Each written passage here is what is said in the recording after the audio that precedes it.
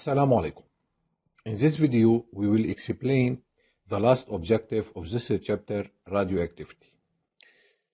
The objective of this video are to define activity as well as the half-life of radioactive element. In the previous video, we have discussed the type of decays. We have seen that alpha decay takes place when a helium particle is emitted and it is positively charged, and also it has low penetrating power. Also, we have discussed the beta minus decay, and such kind of decay takes place when an electron is emitted. It is negatively charged and it has average penetrating power. Beta plus decay is also discussed, and it takes place when a positron is emitted and it is positively charged and it has average penetrating power. The last type of decay that has been discussed was gamma. It takes place when a daughter nucleus is de-excited from high energy level to low one. It is electromagnetic radiation, massless, uncharged, and it has high penetrating power. Each radio element is characterized by its half-life. And to understand this concept, we should understand the concept of activity. Let's discuss the following example. We have a radium nucleus, is an alpha type decay. It disintegrates into radon and helium. In this sample, we donate the radium nucleus by blue and the radon nucleus by red. We can see how the number of radium nuclei decreases exponentially while the number of radon nuclei increases also exponentially. The rate of variation of the number of disintegration of the nuclei is defined as activity. So, activity of a sample of radioactive matter is the number of unstable atomic nuclei that decay per second in a given sample. The unit of the activity is expressed in becquerel, and there is another unit called curie. To convert from curie to becquerel and vice versa, we use 1 Ci is equal to 3.7 times 10 power 10 becquerel. As you have seen that in radioactivity, a nucleide X will be transformed into another nucleide Y with another physical and chemical properties. So, if we have an amount of a nuclei X, what is the time evolution of this quantity to be transformed totally or partially into Y?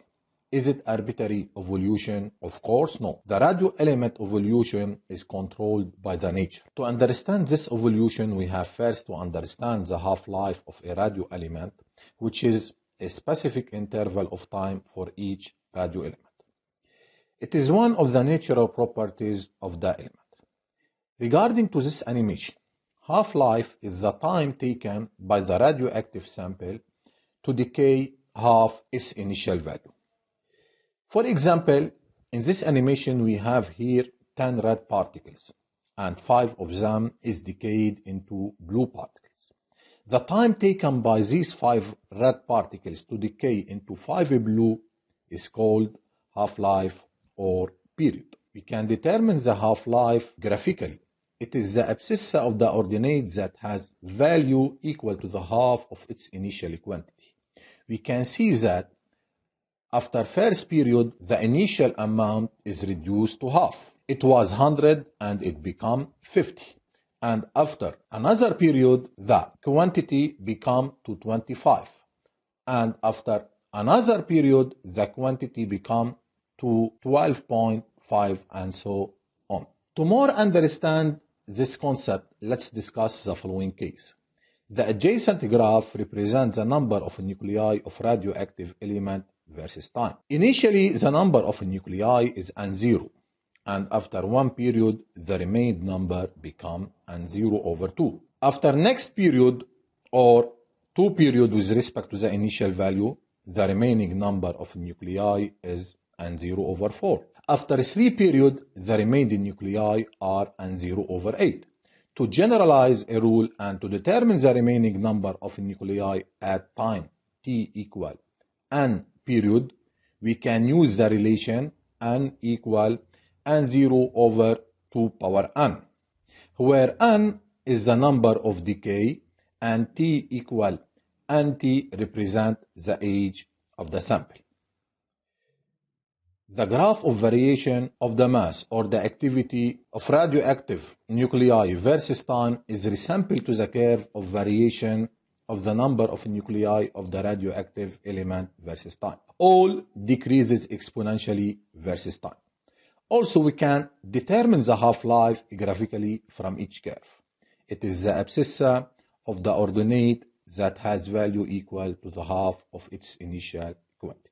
In this table, we present some half-lives of different radioactive elements.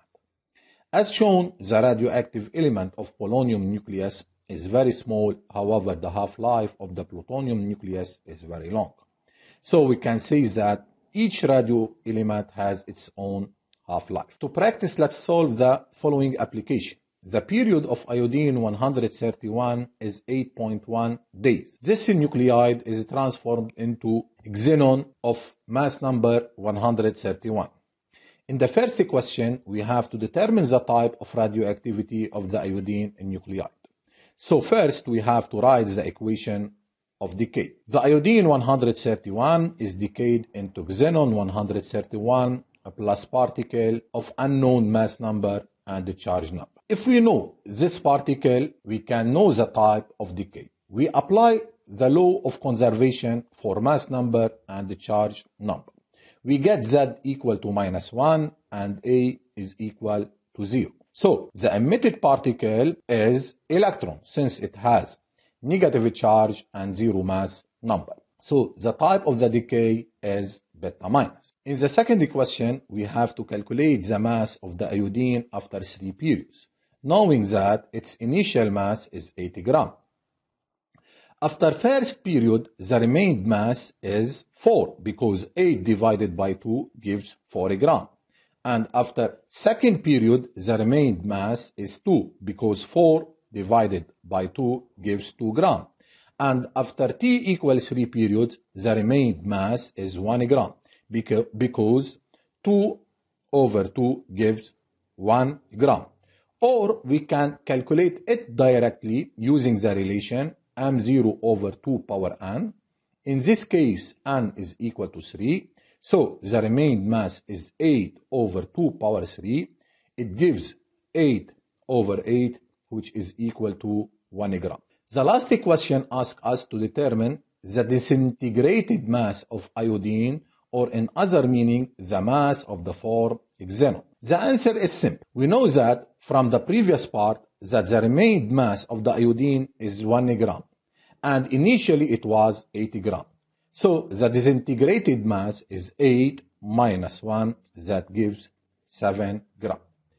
At the end of this chapter, we have seen that radioactivity is a spontaneous reaction. Radioactivity transforms radio element into more stable one. In radioactivity, the mass and the charge number are conserved. There are 4 types of decay: alpha, beta minus, beta plus, and gamma. Each radio element has its own half-life. Period is the time taken by the radioactive element to decay the half of its initial quantity.